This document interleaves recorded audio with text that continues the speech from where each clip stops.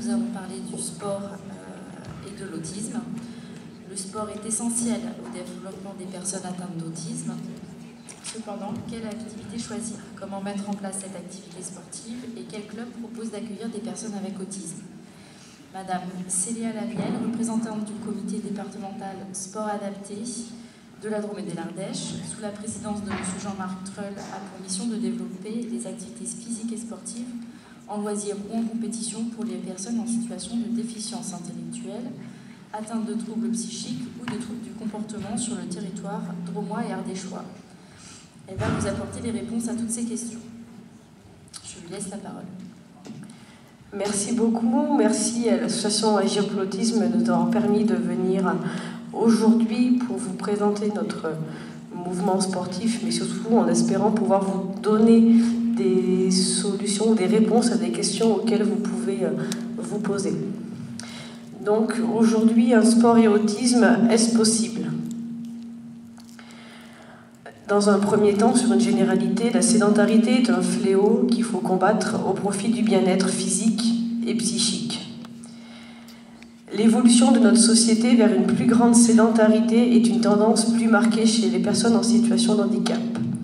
Cela nous amène à considérer la pratique d'activités physiques sportives adaptées comme un moyen incontournable de prévention de la santé et de la qualité de vie des personnes. L'inactivité physique, qui se définit comme l'état dans lequel le mouvement se réduit au minimum, dépenses énergétiques proches de celles du repos, a de graves répercussions sur la santé et représente 59% des facteurs de risque pour la santé. Donc un petit schéma pour vous présenter tout ça, surtout sur un cercle qui peut engendrer donc la sédentarité. Une personne en situation de handicap, alors que là on est sur tout type de handicap confondu, a déjà, un petit peu moins là, une diminution de ses fonctions physiques, fonctionnelles et physiologiques. Est-ce que vous m'entendez toujours? Oui, moi ça a baissé de mon côté, donc je voulais être sûre. Cela entraîne donc une irritabilité et très souvent un isolement social qui, de ce fait, rentre dans un phénomène donc, de chronicité où au moins on en fait, au moins on a envie d'en faire parce qu'on se sent de plus en plus seul, ce qui entraîne à force physiquement une inadaptation à l'effort. Quand on essaye de faire, si pendant longtemps on n'a pas pratiqué une activité physique, on va avoir mal de partout, on va avoir du mal physiquement à s'y remettre. Et il faut vraiment se donner du temps pour être bien physiquement. De ce fait, cette inadaptation à l'effort entraîne une dépendance et une perte d'autonomie, d'où une sédentarité et une prise de poids. Après, on est sur un cercle vicieux. En gros, au moins on en fait, au moins on aura les capacités d'en faire, au moins on aura envie d'en faire, et c'est un cercle vicieux.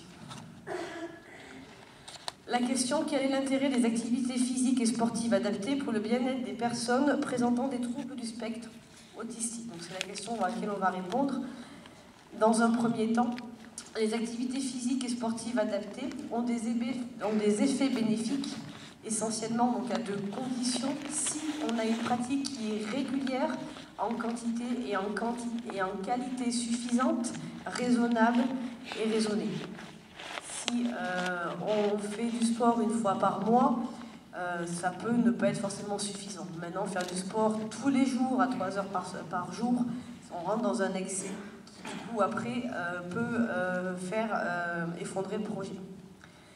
Ça aura aussi des effets bénéfiques si le programme sportif spécifique est décrit dans le projet de la personne. Et si ce n'est pas seulement considéré comme un élément de loisir. Des études ont pu montrer maintenant les bienfaits de l'activité physique sur le côté éducatif et thérapeutique. C'est un plaisir avant tout. On fait du loisir, mais il faut bien avoir en tête que ça rentre dans le projet de la personne. Pourquoi? Quels sont les bienfaits des activités physiques et sportives adaptées? Dans un premier temps, sur le plan physique, ça améliore les capacités cardio-respiratoires et musculaires, ça améliore l'endurance, et ça améliore les capacités physiques et motrices. Sur un plan sensorimoteur et cognitif, ça améliore la perception et la connaissance de son corps et de ses capacités, et la perception d'autrui. Sur le plan social, on a une amélioration de la communication, qu'elle soit verbale ou non verbale, permettre un travail sur la relation avec autrui et une reconnaissance du statut de sportif. Et sur un plan hédonique, ça permet de prendre du plaisir, de se détendre et surtout d'améliorer l'estime de soi et de ses capacités. Tout cela, tous ces points confondus, associés, entraînent une amélioration de la qualité de vie. Pour pouvoir répondre à cette question donc initialement posée sur les intérêts de pratiquer des activités physiques adaptées, je vais vous citer un texte de M. Jean Massion dans l'article Sport et autisme. L'activité physique et sportive constitue en fait un moyen privilégié pour l'enfant avec autisme de développer ses capacités dans toutes les fonctions qui demandent à être améliorées, aussi bien dans le domaine sensorimoteur que dans ceux de la communication et de la socialisation, parce qu'elle apporte un cadre motivant lié au plaisir de la pratique sportive et à l'estime de soi qu'elle engendre. L'élément déterminant pour le succès de ces apprentissages est de disposer d'un encadrement par un expert des activités physiques adaptées. Les activités physiques et sportives apparaissent actuellement comme un moyen d'éducation privilégié de rééduquer les fonctions perturbées. Une deuxième question, quelles sont les démarches pour réussir un projet sportif? Alors, un schéma que j'ai essayé de faire le plus simple possible et le plus complet.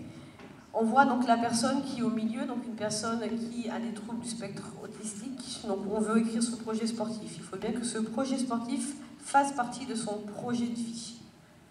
Ce projet ne pourra pas perdurer, ne pourra pas exister complètement si on ne travaille pas en lien avec l'entourage, donc avec la famille, avec l'institution, si institution il y a, et les équipes pluridisciplinaires de l'institution, et l'intervenant, l'éducateur sportif, au final, dans lequel il va pratiquer. Pour pouvoir mettre en place ce projet sportif, il va falloir faire un diagnostic. Donc pouvoir mettre en avant un diagnostic dans le champ psychocognitif de la personne, évaluer aussi le domaine, donc tout ce qui est communication, si on est sur une communication verbale ou non verbale, et les différents stades de communication. Une évaluation dans le domaine de la socialisation, est-ce qu'il y a une prise de conscience d'autrui ou pas? Et dans le domaine psychomoteur.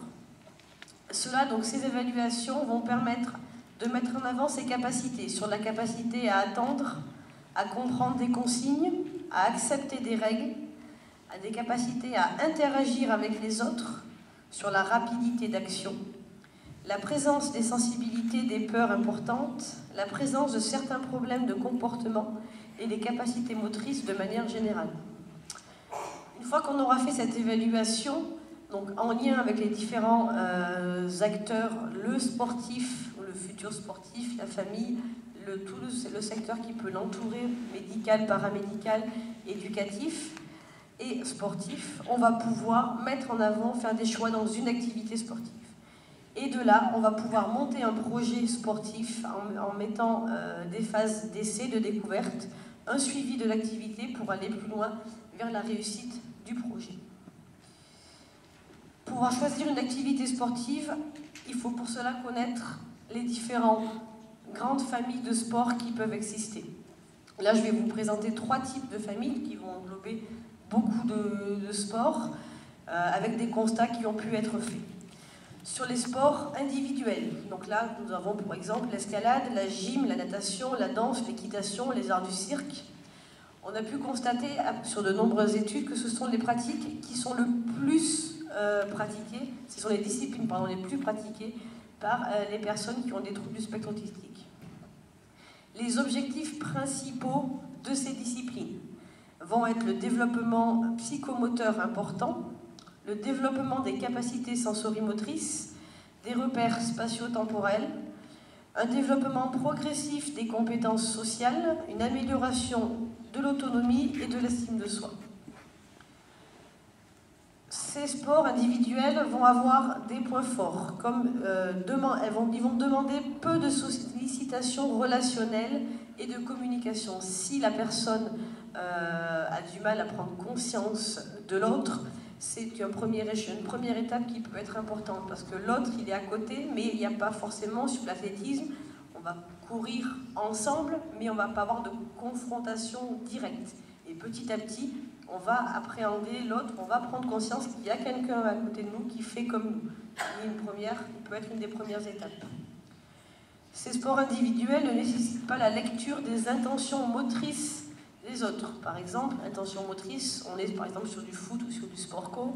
Si on est donc dans une équipe, il y en a un qui fait signe « je suis là, fais-moi la passe » ou qui lui fait un regard ou un signe qui peut être travaillé. Si la personne n'a pas conscience de l'autre et n'a pas la capacité d'analyser un petit peu ses gestes, on n'aura pas de retour à ce niveau-là. C'est une première approche vers la socialisation et ça demande peu de stratégie de jeu. Il y a des consignes, des règles pour exercer l'activité physique, mais on ne va pas forcément avoir besoin de mettre une stratégie en place dans des premiers échelons. Quand on monte sur un secteur compétitif, de plus en plus évolué, la stratégie peut se mettre, mais dans un premier temps, on n'a pas forcément besoin de mettre des stratégies de jeu pour pouvoir pratiquer ces disciplines. Quels sont les concepts sollicités par ces sports? Nous aurons donc la sensorialité, la modulation du corps dans l'espace, la motricité, l'apprentissage de codes et des règles. Dans un deuxième temps, les sports collectifs. Ça semble être les sports qui vont être le moins accessibles, mais pas impossibles non plus pour ces personnes-là, surtout donc à destination des personnes autistes avec un autisme léger. Dans ces sports, je pense que vous les connaissez majoritairement, nous avons le football, le rugby, le basket, le handball, le volley. Les objectifs principaux de ces sports, donc développement relationnel, coopération et confiance en l'autre, développement cardio-musculaire et le développement psychomoteur. Les points forts, donc pas de recherche forcément de performance, découverte de l'autre, partage, appartenance à un groupe et développement de l'esprit d'équipe. Les points faibles sur les sports collectifs nécessitent une bonne compréhension des règles du jeu, nécessitent la mise en place de stratégies, l'analyse des intentions des partenaires et des adversaires, et nécessitent un aménagement des règles et des temps de jeu. Les concepts sollicités par ces sports collectifs sont la relation à l'autre, la proximité corporelle et les jeux partagés. Et enfin, la dernière famille de sports vont être les sports duels. Certaines disciplines vont être plus accessibles que d'autres. C'est souvent un passage transitoire après un sport individuel pour pouvoir prétendre peut-être un jour à un sport collectif. Ça peut être intéressant de passer sur ces sports duels. Les objectifs, donc un fort développement sensorimoteur, un développement psychomoteur, un développement relationnel et social, et ça permet donc de s'opposer à l'autre avec ou sans contact. Les points forts, permettre donc de prendre conscience de l'autre, permet de rompre l'isolement, de prendre conscience des capacités motrices de son corps et des effets sur l'autre, et pour certaines disciplines, le port d'une tenue spécifique, comme sur le judo ou sur l'escrime, peut permettre d'atténuer la différence. Les points faibles.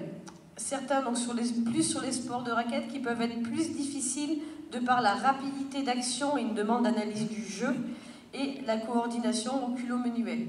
On saura plus, je ne dis pas ça du tout, comme quoi ils ne sont pas praticables, bien au contraire, parce que sur le département de la Drôme et l'Ardèche, on est en train de développer le tennis, mais on ne saura pas forcément dans cette discipline si l'handicap est un petit peu plus lourd.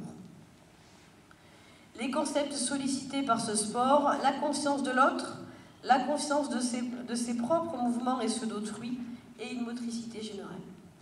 Dans ces sports duels, on va avoir tous les sports de raquettes, tennis de table, badminton, mais aussi tout ce qui va être judo, escrime, karaté, boxe. Donc on a des sports, comme on vous disait tout à l'heure, avec ou sans contact.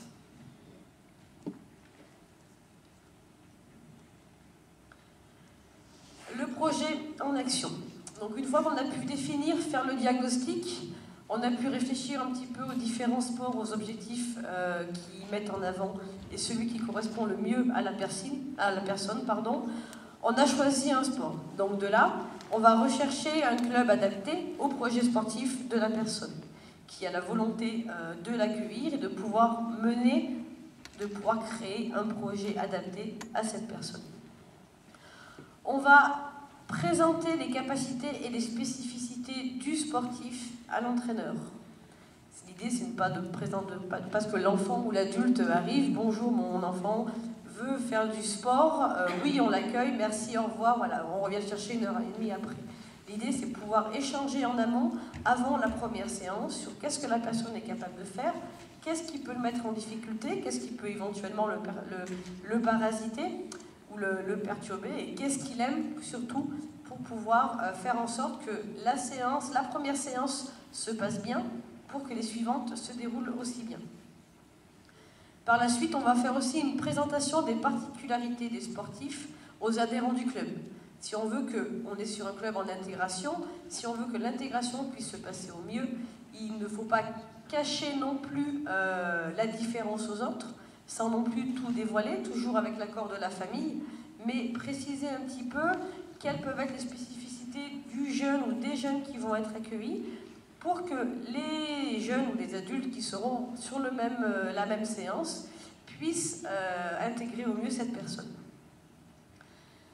On va après aménager l'accueil sportif. Donc on va présenter des encadrants et les partenaires. Donc là, c'est vraiment qu'est-ce qu'on va mettre en place pour le sportif ou le futur sportif.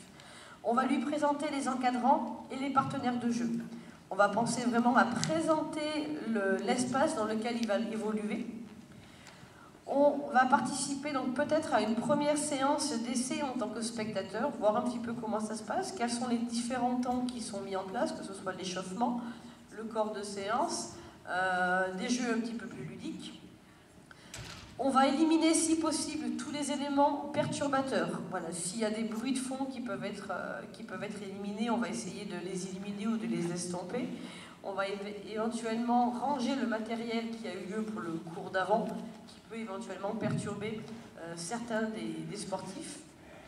On va essayer de mettre en place un accompagnement éducatif sportif par un référent, donc un membre de la famille qui peut rester dans un premier temps, un éducateur si la personne est en établissement, en institution, et qui petit à petit, quand l'intégration va pouvoir se faire, cet encadrement sera amené si possible à s'estomper ou à diminuer, ou à s'effacer carrément.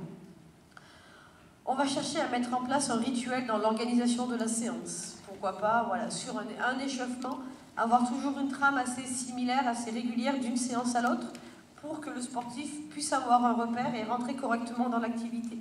Avoir un ordre toujours similaire, ce qui permet de toute façon aux autres sportifs de s'y retrouver également.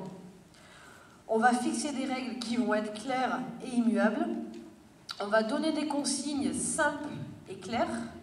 On va penser à aménager le temps de jeu. On sait que les personnes TSA vont avoir besoin de temps de repos, de temps d'action qui peuvent être courts et qui peuvent augmenter aussi progressivement. On va mettre en place des aides spécifiques, donc des guidances physiques. On va l'accompagner, on va lui tenir la main peut-être dans un premier temps. On va peut-être l'accompagner à monter sur la poutre et à traverser la poutre en lui donnant la main. Puis petit à petit, progressivement, on va lui donner la main au début, on va la lâcher un petit peu, on va la reprendre au milieu, puis un petit peu plus loin. Des guidances matérielles, ou des démonstrations de guidance matérielle. Par exemple, si on est sur une course, on doit courir de A à Z, on va avoir un plot où on dit que le rouge c'est le début, le vert c'est la fin. On va essayer de matérialiser au mieux notre espace d'évolution. On va chercher à mettre en place des étapes d'apprentissage. Certains sports, par exemple, arriver à faire une roulade, je ne suis pas spécialiste, je vous le montre tout de suite, c'est l'idée qui me vient tout de suite. Mais on va chercher à faire une roulade. La première étape, déjà, ça va être apprendre à la personne à s'accroupir. Si la personne n'a pas le réflexe de s'accroupir, l'apprentissage de la roulade va pouvoir peut-être être plus difficile. Donc déjà, la roulade va peut-être se faire en différentes étapes, en plusieurs séances, en essayant de bien décomposer les mouvements. On va chercher à répéter les exercices plusieurs fois dans la séance, et d'une séance à l'autre aussi. Il ne faut pas hésiter à motiver et à féliciter les actions entreprises et ne pas punir. Enfin, la dernière question, comment trouver un club sportif pouvant accueillir une personne présentant des troubles du spectre autistique?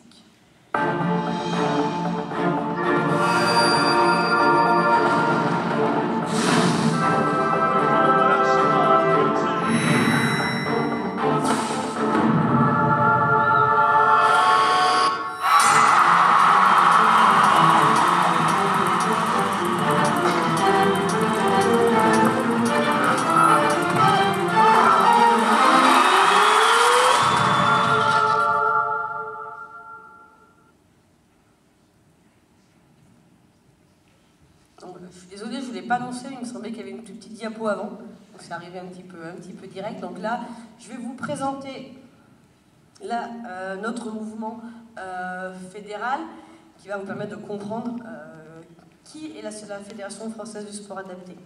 Donc, moi j'interviens, je suis salariée sur le comité départemental sport adapté qui dépend de la Fédération française sport adapté. On est une fédération qui est reconnue d'utilité publique et qui a pour mission de développer les activités physiques et sportives, qu'elles soient loisirs ou compétitives, pour le secteur jeune et adulte, pour les personnes présentant une déficience intellectuelle et ou des troubles psychiques. Pour chacune donc, de ces personnes, la FFSA a pour objectif de mettre en avant ses capacités pour pouvoir lui permettre de pratiquer au mieux la discipline de son choix et de s'épanouir pleinement. Donc vous avez en dessous le site www.ffsa.asso.fr qui est le site internet de la fédération. À l'échelon, donc là on est vraiment sur l'optique, vous permet de trouver une structure sportive pour une personne présentant des troubles autistiques. À l'échelon national, le ministère des Sports a mis en place un site qui s'appelle HandiGuide. C'est un annuaire national dans lequel, donc, si vous allez, vous cliquez sur la France, vous cliquez sur la région et le département qui vous concerne, et vous trouverez à l'intérieur de ce site des clubs qui s'ouvrent à nos publics. Donc là-dedans sont compris tout type de handicap, que ce soit sur le handicap mental, psychique, mais aussi physique et sensoriel. Sont recensés dans ce site les clubs qui ont fait la démarche de s'y inscrire. On descend à l'échelon régional, donc la fédération a des ligues. Donc chez nous, on est sous la ligue Rhône-Alpes. Donc là, vous avez en visuel le site internet de la Ligue Rhône-Alpes Sport Adapté, où dedans vous pourrez trouver toutes les informations concernant les manifestations sportives qui sont mises en place, des formations également, j'y reviendrai un petit peu après, et des documentations également. Et vous avez le site qui est dessous.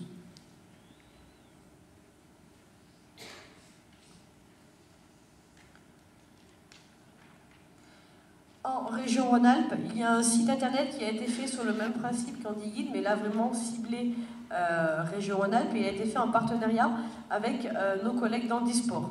Handisport, eux, sont sur l'handicap physique et sensoriel, et c'est le même principe qu'HandiGuide, un répertoire qui recense toutes les activités physiques et sportives existantes, donc les événements ponctuels qui sont organisés à l'échelon régional autour du sport et handicap, mais aussi des clubs sportifs et les formations.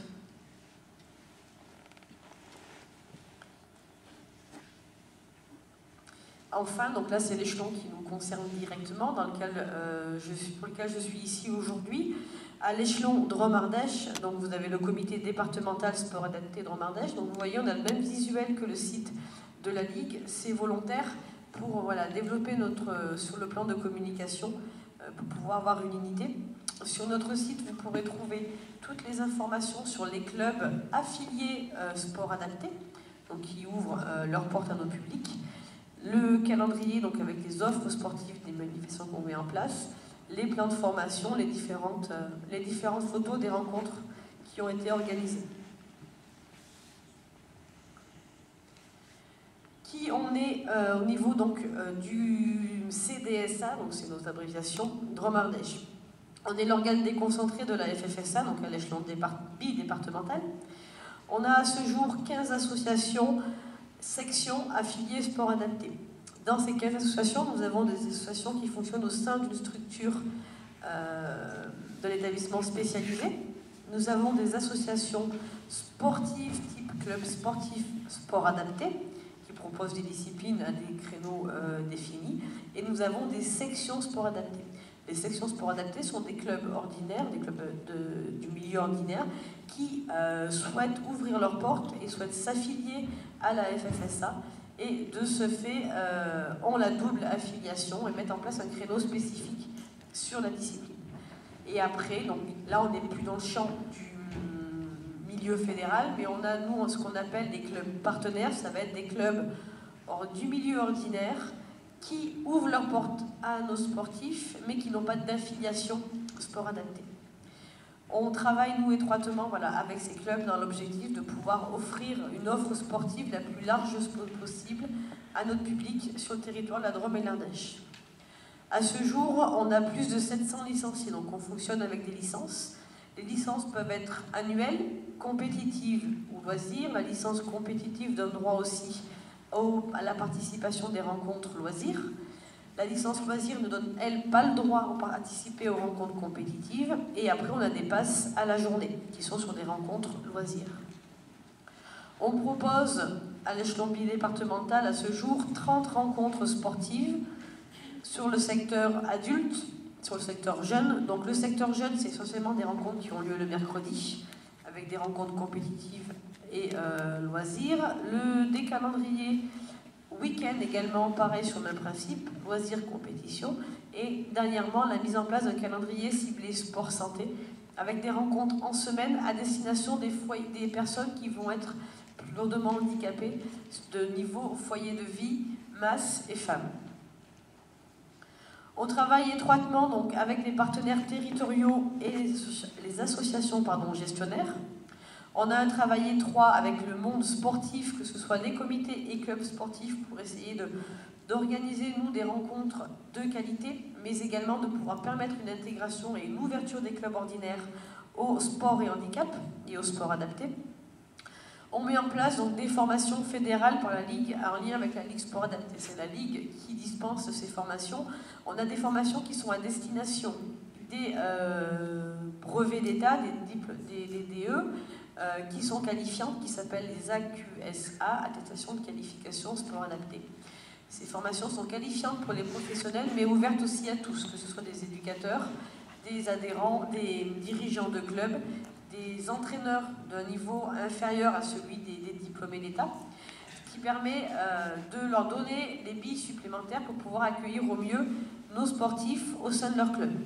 Il y a différentes formations qui sont mises en place également, donc certaines sont en train de s'ouvrir au secteur médico-social qui s'appelle le certificat de qualification professionnelle sport adapté, pour permettre aux travailleurs du milieu médico-social de se former au sport adapté pour pouvoir encadrer légalement, avec donc, il y a certaines conditions, des activités sportives au sein des établissements.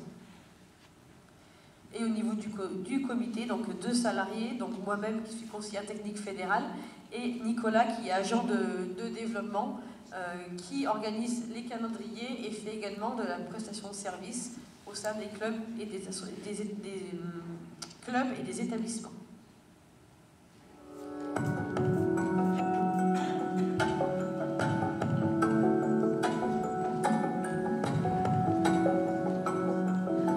Nous remercions Madame Célia Laniel pour son intervention.